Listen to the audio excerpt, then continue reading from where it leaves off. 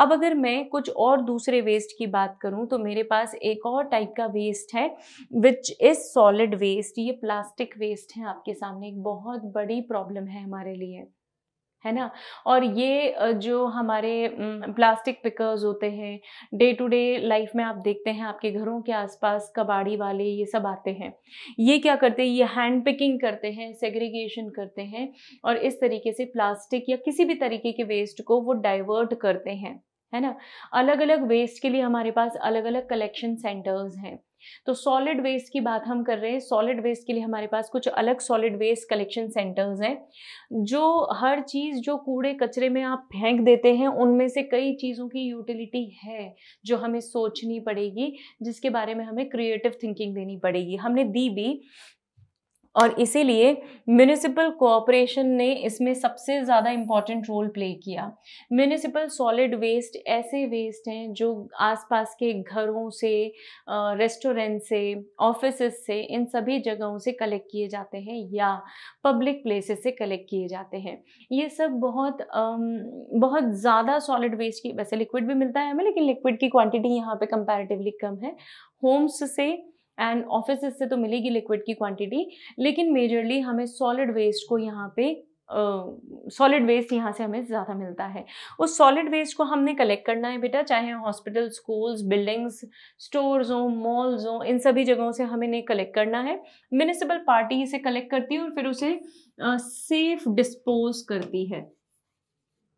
Safe dispose से मेरा मतलब है भाई कहीं पे भी डंप ना कर दें। आप अगर इसे रैंडमली कहीं पे भी डंप कर देंगे तो it will be a breeding ground for the insects, for the pathogens. मुझे ये भी नहीं होने देना है।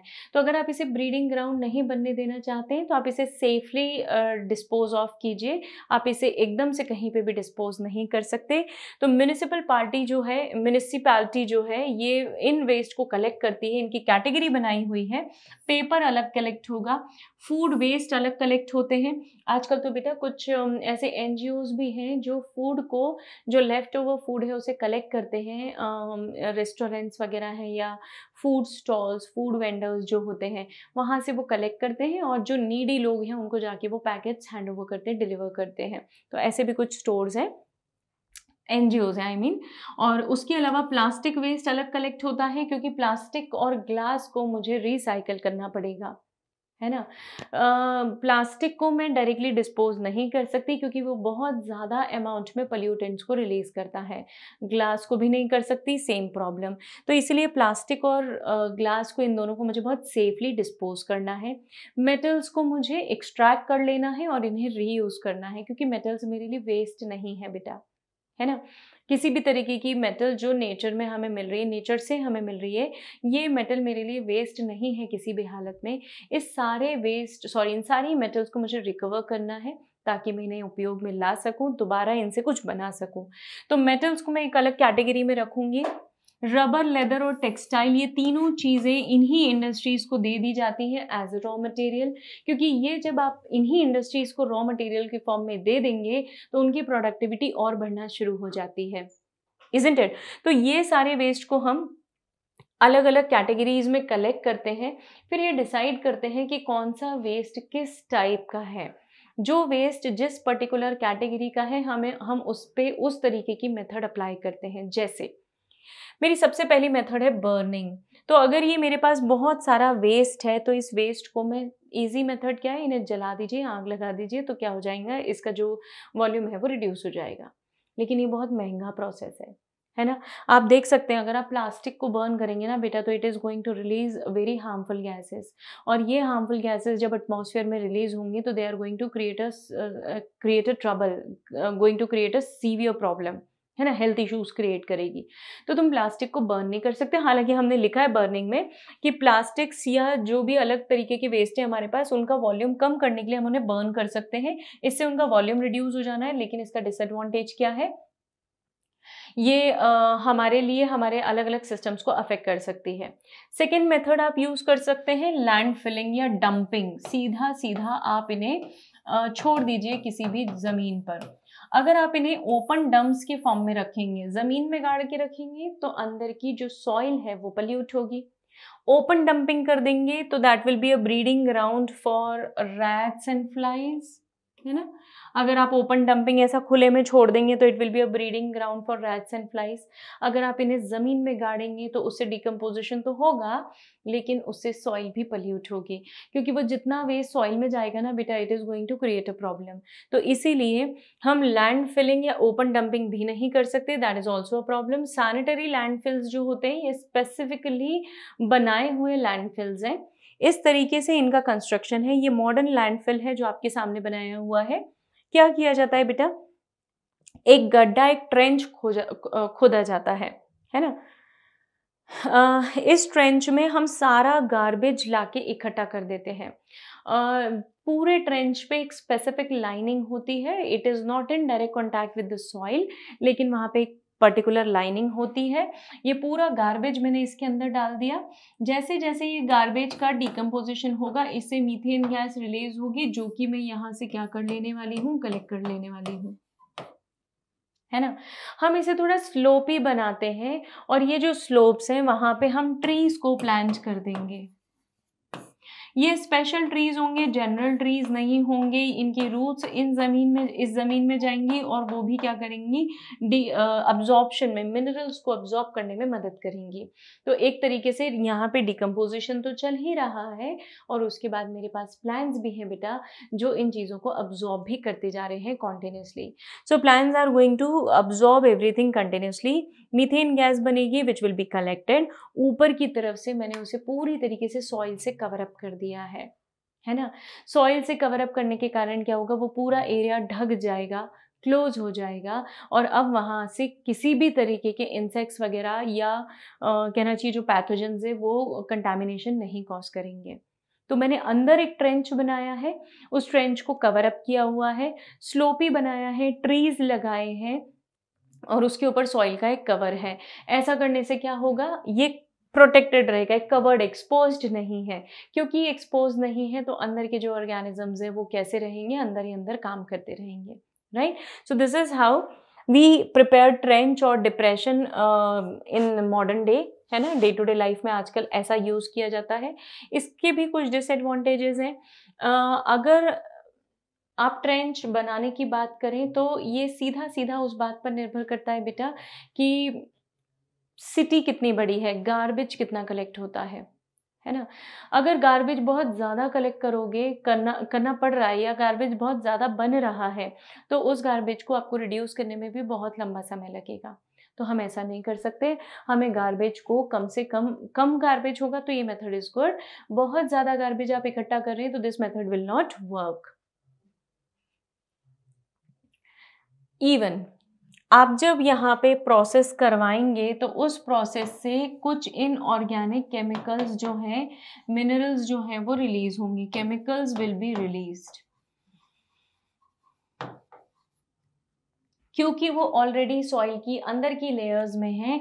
तो ये केमिकल्स लीच होना शुरू होंगे बेटा और लीच होते होते ये कहाँ एंटर हो जाएंगे, इन अंदर, हमारी जो अंदर की सॉइल है उस सॉइल के अंदर। I should not make it pond like, मैं इसे थोड़ा सा ठीक करना चाहूँगी, ठीक है।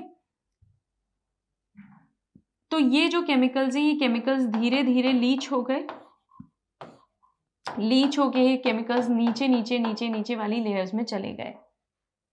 इससे प्रॉब्लम क्या है बेटा, इससे प्रॉब्लम मुझे ये है कि यहाँ पे कहीं पे मेरा ग्राउंड वाटर आएगा, है ना। ग्राउंड वाटर में ये केमिकल्स मिक्स हो जाएंगे और वहाँ पे ये केमिकल्स मिक्स होने के कारण उस वाटर को भी पल्यूट करेंगे। तो ये ग्राउंड वाटर को भी पल्यूट करने वाले हैं, प्लस ये chemicals will not be available, है ना। ये अवेलेबल नहीं होंगे किसके लिए बेटा, they will not be available for my normal plants which are already growing there, है ना। मेरी कोशिश तो क्या थी बेटा कि मैंने जो मिनरल्स बनाए हैं उन मिनरल्स को अगर यहीं अब्जॉर्ब कर लिया जाए तो बेहद अच्छी बात है। पर अगर ऐसा ना हो, ये मिनरल्स वहाँ पे ना अब्जॉर्ब हो पाए तो फिर मुझे इन्हें प्रोवाइड करना पड़ेगा। तो यहाँ पे दोनों ही चीज़ें हो रही हैं, वो मिनरल्स यहीं के यहीं अब्जॉर्ब नहीं हो रहे, है ना। लीच होकर नीचे चले गए तो ये अंदर का जो ग्राउंड वाटर लेवल जो है मेरा, दैट गेट्स पल्यूटेड, वो कंटामिनेट हो गया। तो अब इस पानी को जो भी पिएगा उसके अंदर वो मिनरल्स एक्सेसिवली पहुँचेंगे। राइट। आप खुद सोच के देखो बेटा कि हमने क्यों ये जो कहना चाहिए जो आरओ सिस्टम है ये डेवलप किया है। इसीलिए तो किया है कि ये आरओ सिस्टम क्या करता है, वाटर के अंदर एक्सेसिव सॉल्ट्स को रिमूव करता है, जो कि बोरिंग वाटर में सबसे ज़्यादा पाए जाते हैं। बोरिंग वाटर आप नीचे से निकाल कर ला रहे हैं तो डेफिनेटली उसके अंदर ये मिनरल्स का सीपेज हुआ है, और इन मिनरल्स का जो सीपेज हुआ है उसके कारण क्या होगा, automatically that water will be rich in organic minerals. और वो पानी जब आप पिएंगे तो आपके शरीर में भी वो कैल्शियम सॉल्ट्स जो है एक्सेसिवली पहुंचेंगे, एंड दैट में रिजल्ट इन किडनी स्टोन्स, है ना, स्टोन्स का फॉर्मेशन वो कर सकते हैं। सो इसके लिए हमारे पास सोल्यूशन क्या बचा है बेटा, कि हम ह्यूमन बींग्स को सेंसिटिव बनाएं इन्वायरमेंट के प्रति, नेचर के प्रति, ताकि ह्यूमन बींग्स इस तरीके से एक्सप्लॉइटेशन न करें। और अब इन वेस्ट को हमने प्रॉपरली क्लासिफाई करके लोगों के साथ इसकी जानकारी शेयर की हुई है, कि आप सभी को पता हो कि हमने अलग अलग कौन कौन से टाइप के वेस्ट बनाए हुए हैं। तो ये जो डिफरेंट टाइप्स ऑफ वेस्ट मैंने बनाए हैं, जो भी वेस्ट हम जनरेट करते हैं उसे हम कैटेगराइज करते हैं इनटू बायोडिग्रेडेबल, मतलब that can be degraded by microbes, है ना, that can be degraded by microbes. तो ये हमने बनाए हुए एक कैटेगरी मेरे पास बायोडिग्रेडेबल हो गई। तुम्हें पता चल गया कि तुम्हारा वेस्ट जो है बेटा वो बायोडिग्रेडेबल है, तो तुम उसे माइक्रोब्स की मदद से डाइजेस्ट करने की कोशिश पे लगा दो। माइक्रोब्स उसे ग्रेजुअली खत्म करेंगे, डाइजेस्ट करेंगे, और इस तरीके से क्या होगा, आपके पास रिड्यूस्ड फॉर्म बन जाएगा उस वेस्ट का, है ना। दूसरी मेरे पास कैटेगरी है रिसाइक्लेबल। मुझे अब क्या करना चाहिए, रिसाइकलिंग करना चाहिए, क्योंकि अगर मैं इन वेस्ट सब्सटेंसेस को रिसाइकलिंग प्लांट्स में लगा दूं, रिसाइकल कर लूं, तो ये जो भी वेस्ट जनरेट हुए हैं इनसे मैं बेस्ट आउट ऑफ वेस्ट वाली पॉलिसी पे रॉ मटेरियल्स ऑब्टेन कर सकती हूँ, है ना। तो आप पहले सोच लें कि आपका वेस्ट रिसाइकलिंग कैटेगरी में है कि नहीं। जैसे ग्लास, प्लास्टिक, पेपर, इन तीनों को हम रिसाइकलिंग में लगा सकते हैं, और इन्हें हम लगाते भी हैं। इसीलिए इनका कलेक्शन अलग अलग होता है। सेग्रीगेटेड कलेक्शन पे बिलीव करते हैं अब हम, इजंट इट। सेग्रीगेटेड कलेक्शन क्यों शुरू किया बेटा, ताकि हम यही प्रोसेस कर पाएं, है ना। तो मैंने क्या करना है, रिसाइक्लेबल सब्सटेंसेस को अलग करना है। ऑफ कोर्स ये कॉस्ट सेंसिटिव प्रोसेस है, इसमें खर्चा होगा, लेकिन फिर भी ये प्रोसेस इफेक्टिव है। वेस्ट को कम करने का तरीका एक ये भी हो सकता है कि आप उसे वापस से उपयोग में ले लें, है ना। नेक्स्ट कैटेगरी, थर्ड कैटेगरी है मेरे पास नॉन बायोडिग्रेडेबल। अब अगर नॉन बायोडिग्रेडेबल है तो इसके लिए मुझे सोचना पड़ेगा कि क्या मैं इसे लैंड फिलिंग में डाल सकती हूँ। I am so sorry, if it is non biodegradable तो it is going to create a threat, it is going to create a problem. तो अब मुझे क्या करना पड़ेगा, इसको मैनेज करने का तरीका सोचना पड़ेगा, क्योंकि ना तो मेरे माइक्रोब्स इसे डाइजेस्ट कर पाएंगे, ना ये रिसाइकल हो सकता है। तो फिर अब मुझे इसको मैनेज करना पड़ेगा, क्योंकि ये वेस्ट नेचर में एक थ्रेटनिंग एजेंट है, सबको नुकसान देगा, ये नेचर को भी प्रॉब्लम में डालने वाला है, हमको भी प्रॉब्लम में डालेगा। तो इसलिए नॉन बायोडिग्रेडेबल वेस्ट को मुझे मैनेज करते आना चाहिए। I will try to manage it. Garbage को सॉर्ट कर लेते हैं हम। ये जो हमारे रैक पिकर्स हैं, कबाड़ी वाला है, ये सब सेपरेशन में मदद करते हैं ना, ये सब सब्सटेंसेस के रिसाइकलिंग में हमें मदद करते हैं, क्योंकि ये एक मीडिएटर का काम करते हैं बेटा। मेरे घरों में अगर कोई वेस्ट जनरेट हो रहा है तो ये आते हैं, कलेक्ट करते हैं और इन्हें प्रोसेसिंग प्लांट्स में भेज देते हैं। डायरेक्ट नहीं भेजते, बीच में और भी मीडिएटर्स हैं, but then they are playing a major role, right. Coming to the solution to these waste, ये बायोडिग्रेडेबल वेस्ट को हम अलग अलग रखते हैं। जो ग्रीन टैंक्स होते हैं उनमें हम बायोडिग्रेडेबल वेस्ट को डालते हैं। नॉन ग्रीन कंटेनर्स या रेड कंटेनर्स जो है उनमें हम नॉन बायोडिग्रेडेबल सब्सटेंसेस को डालेंगे। इसे हम आगे चल के डीप पिट्स में डाल देंगे, गड्ढों में डाल देंगे। डीप पिट्स में डालने के बाद क्या होगा, इनका डिग्रेडेशन जो है वो क्विक हो जाएगा, फास्ट हो जाएगा, है ना। अब हमें गार्बेज के जनरेशन को कम से कम करना चाहिए। प्लास्टिक का यूज़, हमें प्लास्टिक की जगह हमें कोई ऑल्टरनेटिव ढूंढना चाहिए जो कि इकोलॉजिकल या इको फ्रेंडली हो। इको फ्रेंडली होगा बेटा तो क्या फ़ायदा है मुझे, नेचर में बायोडिग्रेड हो जाएगा, और बायोडिग्रेड हो गया तो नेचर में किसी भी तरीके का पोल्यूशन रिलीज नहीं करेगा। तो it has to be eco friendly waste हो आपका, है ना। पैकेजिंग कुछ इस तरीके से करें, जैसे जूट बैग्स हैं, दे कैन बी रीयूज्ड, मजबूत भी होते हैं, रीयूजेबल भी है, और आप इन्हें बाद में डिस्पोज ऑफ भी कर सकते हैं। So whatever you feel like. Hospital waste को हमें अलग करना चाहिए क्योंकि हॉस्पिटल वेस्ट सबसे ज़्यादा कंटामिनेटेड होता है, और अगर ये कंटामिनेटेड है तो जो भी हैंडल कर रहे हैं या जो भी इस वेस्ट से एक्सपोज होंगे उनको सबको बीमारियां हो जाएंगी। सो ये हार्मफुल केमिकल्स या डिसइंफेक्टेंट्स या पैथोजेनिक माइक्रो ऑर्गेनिजम्स ये सब कैरी करता है हमारा हॉस्पिटल वेस्ट, तो इसलिए उसे हमें अलग रखना पड़ेगा। उसका बर्निंग भी अलग है या उसका ट्रीटमेंट भी अलग है। We burn them in incinerators. Incinerators क्या होते हैं बेटा? हाई टेम्परेचर वाली मशीन्स हैं, है ना, बहुत बड़ी बड़ी मशीन्स हैं ये, जहाँ पे बहुत ज़्यादा तेज़ी से इन्हें गर्म किया जाता है, गर्म करके इन्हें राख में बदल दिया जाता है, ऐश में कन्वर्ट कर दिया जाता है। तो इंसिनरेटर्स बहुत हाई टेम्परेचर पे काम करते हैं और इसीलिए ये सारा वेस्ट हम उनमें डाल देते हैं, हॉस्पिटल वेस्ट स्पेसिफिकली, है ना। या ई वेस्ट अगर हो मेरे पास, तो ई वेस्ट वैसे तो ना बेटा E waste is also a problem. E waste जैसे कई कंट्रीज़ क्या करती हैं, इंडिया में भेज देती हैं अपना ई वेस्ट, है ना। यहाँ पे वो मैनुअली सेग्रीगेशन होता है। मैनुअली सेग्रीगेशन होने के कारण क्या फ़ायदा मिलता है उनको? कम खर्चा करना पड़ता है। वो क्या सोचते हैं बेटा, ई वेस्ट में से मेटल्स को एक्सट्रैक्ट करके हम उसे यूज़ करें, उतनी एनर्जी लगाएं, उतना खर्चा करें, इससे बेटर हम एक आसान तरीका ढूंढ लेते हैं कि ये ऐसी कंट्री को दे दो जो कंट्री मैनुअल कलेक्शन करती हो। तो मैनुअल कलेक्शन हमारा इंडिया पाकिस्तान ऐसी कंट्रीज करने लगी हैं। Although India should not do this, लेकिन वी आर डूइंग, और ऐसा करने से उनका भी वेस्ट हमारे पास आ रहा है। तो we have enough of E waste, हमारा खुद का तो जनरेटेड है ही, we are taking from them also. ये ई वेस्ट को हम या तो लैंडफिल्स में, मतलब गड्ढों में खोद कर इन्हें रख सकते हैं, या फिर इंसिनरेट कर सकते हैं। इंसिनरेशन मतलब वही बर्निंग एट हाई टेम्परेचर, तो पूरी तरीके से खत्म हो जाएगा। ओके, अब ये ई वेस्ट हमारे लिए प्रॉब्लम है, थ्रेट है, इसीलिए पहले तो आप इसका कम से कम यूज़ करें, है ना। वो जो एक टेंडेंसी होती है ना कि आपने वन टाइम यूज़ कोई इलेक्ट्रिकल अप्लायंस खरीद लिया, जो जैसे चाइनीज़ प्रोडक्ट्स जो हैं, अगर आप देखेंगे तो उनमें से कई ऐसे हैं जो कुछ एक पर्टिकुलर टाइम पीरियड तक प्रोडक्टिव रहते हैं, उसके बाद वो एकदम ख़त्म ही हो जाते हैं, है ना। आप उनकी सर्विसिंग भी नहीं करवा सकते, आप उन्हें वापस से यूज़ भी नहीं कर सकते, तो वो किस में कन्वर्ट हो जाते हैं? वेस्ट प्रोडक्ट्स में कन्वर्ट हो जाते हैं। तो जो लंबे चलने वाली मशीन्स हैं वो आप यूज़ करें, इंस्ट्रूमेंट्स हैं वो आप यूज़ करें, तो इनसे हमारा वेस्ट का जो यूसेज है वो कम हो जाएगा, है ना। इस टाइप के प्रोडक्ट्स का मतलब, इस टाइप के प्रोडक्ट्स का यूसेज कम हो जाना है बेटा, तो वेस्ट कम जनरेट होगा। तो either go for reducing, reuse कर लें, है ना। Instead of purchasing mobile every year, आप उसे रिड्यूस कर दें जब तक वो पूरी तरीके से ख़त्म नहीं हो जाता, बर्बाद नहीं हो जाता मोबाइल, तब तक आप उसे यूज़ करते रहें, है ना।